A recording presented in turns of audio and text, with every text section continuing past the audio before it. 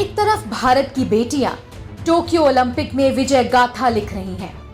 North east की लवलीना बोरगोहेन और मीराबाई चानू ने ओलंपिक में पदक जीतकर पूरे देश का मान सम्मान बढ़ाया, देश का नाम विश्व मंच के सामने ऊंचा किया। लेकिन राजधानी दिल्ली में हुए एक वाक्य ने हमें ये सोचने पर मजबूर कर दिया कि क्या जब नॉर्थ ईस्ट की बेटियां मेडल जीतकर भारत की झोली में डाले तब वे नॉर्थ ईस्ट वाली नहीं भारत की बेटी होती हैं। लेकिन लवलीना या मीराबाई चानू की तरह दिखने वाली कोई लड़की राजधानी दिल्ली में रात में अगर सड़क पर अपने दोस्तों के साथ खड़ी मिल जाए तो न सिर्फ उन पर कमेंट्स किए जाते हैं बल्कि उन लड़कियों से उनका रेट तक पूछा जाता है। ये हमारे समाज की विडंबना है कि एक तरफ तो हम नॉर्थ ईस्ट की बेटियों की जीत की खुशियां मना रहे हैं, उन्हें कई सम्मानों से नवाज रहे हैं, वहीं दूसरी तरफ लड़कियों से उनकी कीमत पूछी जा रही है। दरअसल दिल्ली के हौज खास इलाके में नॉर्थ ईस्ट की कुछ लड़कियां कैब का इंतजार कर रही थीं। तब वहां मौजूद कुछ लड़कों ने उन पर कमेंट किया और उनका रेट पूछा।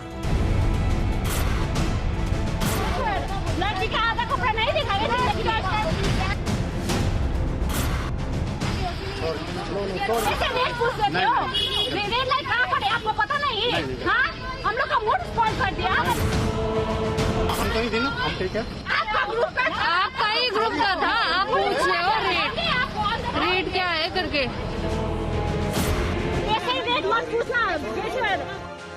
इधर इससे ठीक पहले मिलिंद सोमन की पत्नी अंकिता कुंवर ने नॉर्थ ईस्ट के साथ भेदभाव का आरोप लगाते हुए एक पोस्ट शेयर किया है। मीराबाई चानू के टोक्यो ओलंपिक में सिल्वर मेडल जीतने पर अंकिता ने पोस्ट के जरिए लिखा है कि अगर आप नॉर्थ ईस्ट से हैं तो आप तभी भारतीय हो सकते हैं जब आप देश के लिए मेडल जीते, नहीं तो आपको चिंकी, चाइनीज या नेपाली या अभी हाल ही में आया नया एडिशन कोरोना तक के नाम से पुकारा जाता है। भारत में सिर्फ जातिवाद ही नहीं है बल्कि नस्लवाद भी है, ये मैं अपने एक्सपीरियंस से बता रही हूँ। जाहिर है इस पोस्ट के जरिए अंकिता का दर्द बखूबी समझा जा सकता है। सोचिए जरा, अगर इसी भेदभाव को आपको अपने ही घर में झेलना पड़े तो आप पर क्या बीतेगी। आपको अपने ही घर में अगर मेहमान कह दिया जाए तो कैसा महसूस करेंगे आप। दरअसल विदेशों में जब हमारे अपने रेसिज्म का शिकार होते हैं तो हम सोशल मीडिया पर आवाज उठाते हैं, लेकिन वही तस्वीर हमें हमारे देश में दिख रही है, फिर भी हम खामोश हैं। आपको याद होगा 2014 में दिल्ली में अरुणाचल प्रदेश के नीदो तानिया की हत्या कर दी गई थी। वहीं 2017 में सरकार ने संसद में बताया था कि 3 साल में सिर्फ दिल्ली में नॉर्थ ईस्ट वालों के साथ अपराध के 704 मामले दर्ज हुए हैं। यहां तक कि जब कोरोना से पूरा देश लड़ रहा था तब नॉर्थ ईस्ट वाले अपने खिलाफ नस्ल भेद से लड़ रहे थे। कोलकाता में पिछले साल 300 नर्सों ने सिर्फ इसलिए इस्तीफा दे दिया क्योंकि उनके साथ नस्ल के आधार पर अस्पतालों में भेदभाव हो रहा था, उनके साथ बदसलूकी की जा रही थी। वहीं 2012 में जब मैरी कॉम ने भारत के लिए ओलंपिक में मेडल जीता था तब भी नॉर्थ ईस्ट वाले भेदभाव का दर्द सह रहे थे। 2021 में भी यह भेदभाव खत्म नहीं हुआ है। आलम यह है कि दिल्ली एनसीआर में नॉर्थ ईस्ट की लड़कियों और लड़कों को एक जगह ही रहना पड़ता है ताकि वो सुरक्षित रह सके।